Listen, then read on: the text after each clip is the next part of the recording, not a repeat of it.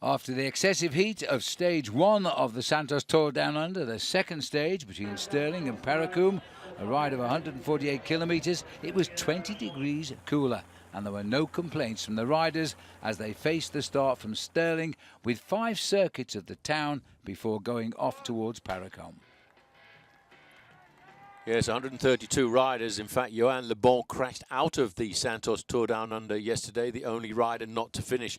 It didn't take very long before the first attack of the day came, but that was pulled back into the fold because a very important sprint came up after just 23 kilometres of the race. And this was a battle between Ben Swift, the big sprinter, as he came through nicely, and the ochre jersey of Caleb Ewan just trying to snatch a second's time bonus on the right. He missed out. He crossed the line in 4th place. So the riders then settled down, or at least that's what they expected, but immediately that sprint was over at 24 kilometres, an attack by the German member of the Movistar Spanish team, Jascha Sütterlin. This was part of a plan by the Spanish riders. Yes, he got himself an advantage at one stage of around about 4 minutes and lots of joviality going on in the main field. But once they started to get down to the last few laps, they started to take the pace a lot more seriously. Jascha Sütterlin, though, did manage to get himself the sprint point at 65 kilometres into the race and 3 seconds time bonus. But it was the battle of second place of much more interest as the potential leaders of the Tour tried to snatch their time and the riders themselves happened to snatch their feeding bags. This became a close battle, but it wasn't affecting the projected overall leaders of the Tour. It was the teammates of Peter Sagan, Michael Kohler and Rüdiger Selig, who took out 2nd and 3rd.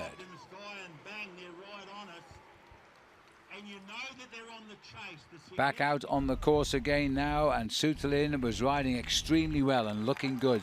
3 minutes 55 the gap as he continued his circuits, which would total 5 21-kilometre laps before peeling off and heading over Norton Summit towards the finish in Paracombe.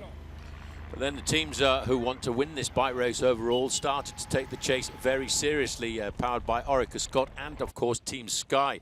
And with just about 40 kilometres to go, it all came back together. Yes, when the chase came, it was over in a flash, and then came the long, swooping descent of Norton Summit, a high spot in the Adelaide Hills, overlooking the city of Adelaide, and in the distance, the beauty of the Southern Ocean.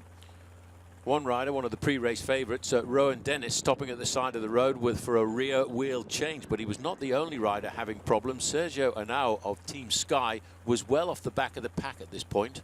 Tremendous wheel change, very quick indeed, pushed off by former Tour de France rider Alan Piper, himself an Australian, getting Rowan Dennis back in the fray.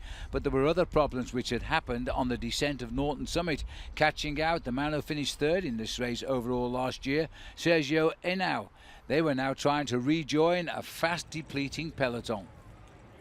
Yes, he had help from Kenny Ellison, but the speed and the approach of this final climb of the day made it very difficult for anybody who had problems to get back into the pack. The overall leader at the start of the day, though, Caleb Ewan, he put all of his work into trying to set a sprint up for the finish line for his own teammate, Esteban Chaves.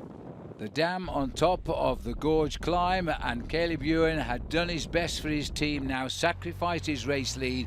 He knew he couldn't conquer the final hill, so he tried to pace them to the foot of it, and now he was just set to come on home.